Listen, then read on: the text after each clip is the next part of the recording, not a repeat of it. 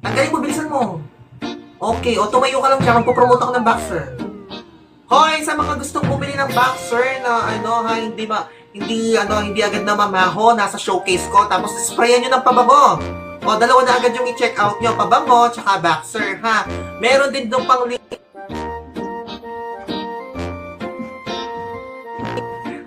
Ako naban ako. May tumawag na. Hindi tayo naban. Oo. Hoy, ha? Oo, asim. Oo, kumaasim na, ha? Ang mga singit-singit. Bumili na kayo ng mga pabango dyan. Merong chocolate flavor. Kahit panilaan nyo pa. Kaya yan. Hoy, dalihan nyo. 8 na lang. 8% na lang ako. Pumunta kayo sa showcase ko. Magsipag-check out kayo doon, ha? O sabihin mo, Kerobin, mabango to. Dalihan mo, i-highlight ko. Nanonood yung owner. Sabihin mo, mabango to. Mabango.